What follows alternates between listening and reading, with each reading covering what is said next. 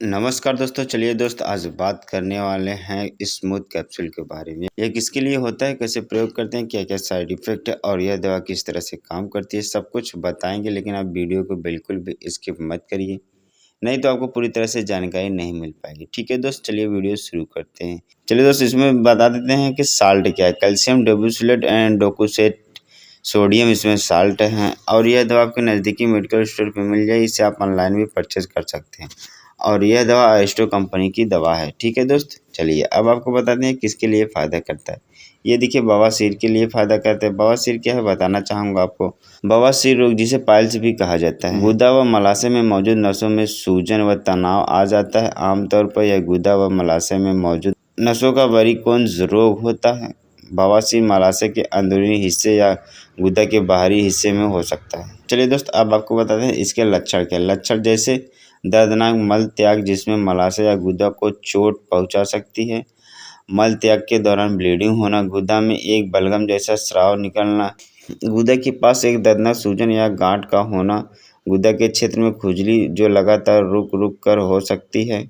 आज इसके कुछ लक्षण है। ठीक है दोस्त, चलिए अब बात करते हैं या और किसके लिए फ़ायदा करता है। ठीक है दोस्त, ये देखिए वेरिकोज वेन्स रोग के लिए फ़ायदा करता है। कोई भी नसें वेरिकोज वेन्स हो सकती हैं, लेकिन सबसे अधिक प्रभावित नसें आपके पैरों और पैरों के पंजों में होती है। इसका कारण यह है कि खड़े होने और घूमने से आपके निचले शरीर के नसों में दबाव बढ़ जाता है।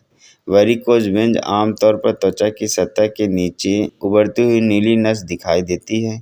यह लगभग हमेशा पैरों और पंजों को प्रभावित करती है। सूजी और मुड़ी हुई नसों को कभी कभी स्पाइडर वेन्स भी कहा जाता है। कई लोगों के लिए वेरिकोज वेन्स और स्पाइडर वेन्स सामान्य समस्या होती है, लेकिन कुछ लोगों को इससे दर्द और असुविधा हो सकती है। चलिए अब बात कर लेते हैं वेरिकोज वेन्स के लक्षण क्या है। गहरी बैंगनी या नीली दिखाई देने वाली नसें, रस्सियों की तरह दिखाई देने वाली और मुड़ी हुई सूजी हुई नसें, पैरों में एक दर्द या भारीपन महसूस होना। चलिए दोस्त, ये देखिए डायबिटिक रेटिनोपैथी के लिए फ़ायदा करता है। डायबिटिक रेटिनोपैथी क्या है बताना चाहूँगा आप।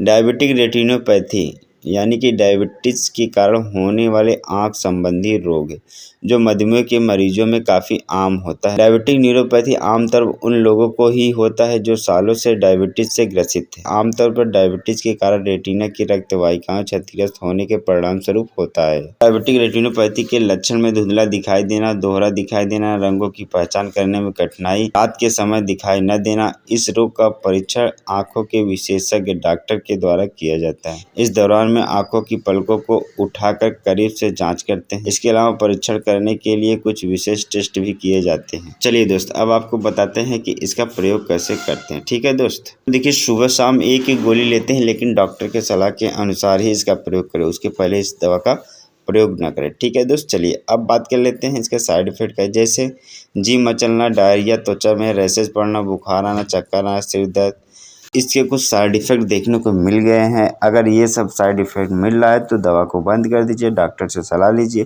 तभी इस दवा का प्रयोग करिए। ठीक है दोस्त, हम बताना चाहूँगा कि यह दवा किस तरह से अब काम करता है।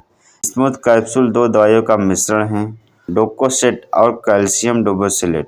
डोकोसेट एक लुब्रिकेंट लेक्सेटिव है जो मल में वसा और पानी को बनाए रखता है। इससे मल नरम बनता है और मल त्याग करने में आसानी होती है। कैल्शियम डोबोसिलेट एक वैसोप्रोटेक्टिव दवा है जो छोटी रक्त वाहिकाओं की सतह पर काम करती है और उनके रिसाव और टूट फूट की मरम्मत करती है। यह खून के गाढ़ेपन, मोटाई को कम करके रक्त प्रवाह में सुधार करती है, जिससे पाइल्स, लालिमा और सूजन से राहत मिलती है।